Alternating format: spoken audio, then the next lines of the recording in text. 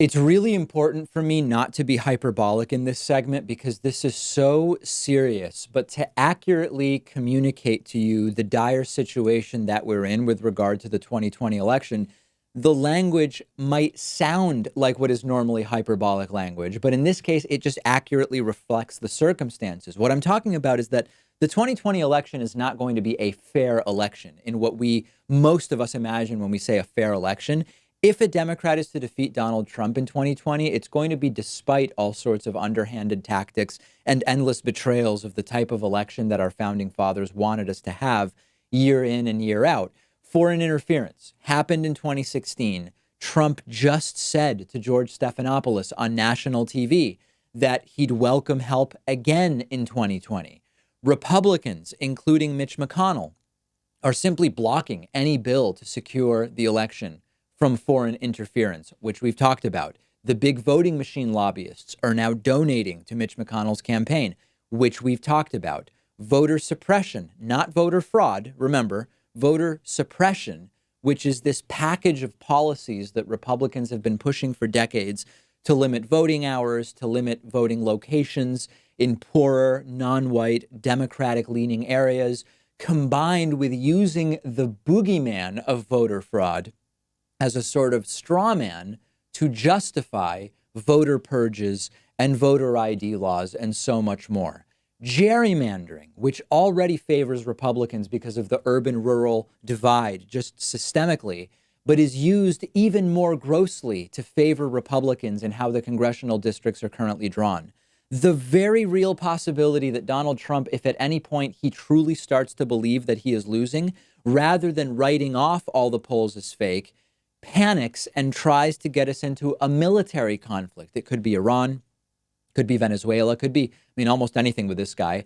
That does affect voters, and it will be another thing that Democrats and whoever is the eventual Democratic nominee is going to need to overcome. So what I want to convey to you today is that even if we deal with any three of these four major ways in which this is not going to be a fair election, it is going to be an uphill battle where the Democratic nominee, whoever he or she ultimately is going to need to overcome significant slanting in the infrastructure of this election in order to actually win. Now, that doesn't mean that it's impossible, but what you need to do is immediately put out of your mind the idea that it might be a fair election, because it's just not going to be, okay?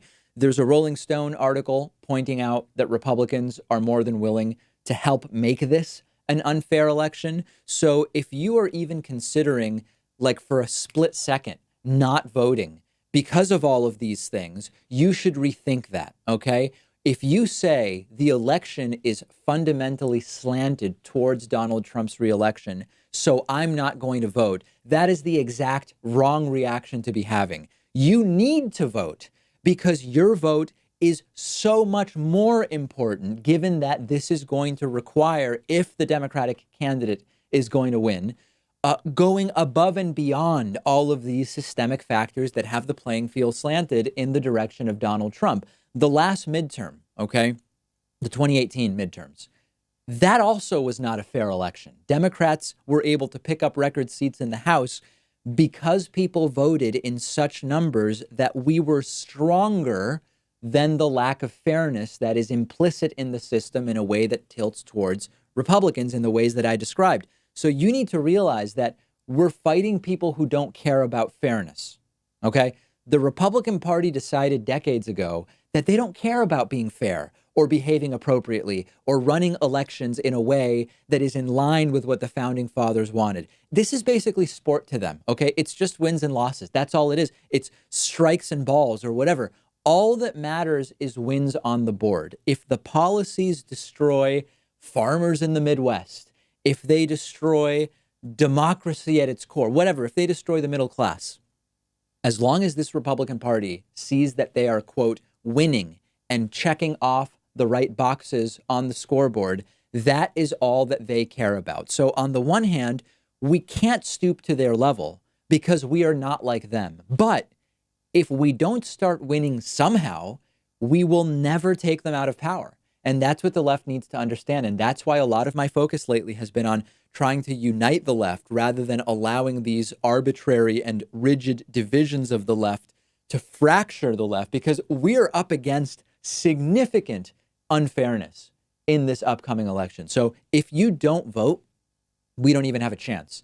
Even if you do, we still need to overcome all the injustice of the system that they've successfully put in place over the last several decades for their own gain, at their own, for their own advantage. So that should, I hope, motivate you to vote rather than say, I'm not even going to bother. If you disagree with my take on this, I want to hear from you. If you think that this scenario means you shouldn't even bother voting, I vehemently disagree with you. And I hope you'll call in later this week when I take live calls and confront me about it, because it's something I absolutely want to talk to you about, because it is so important. It is, I don't want to be hyperbolic, but the reality is extreme, and we need to understand that.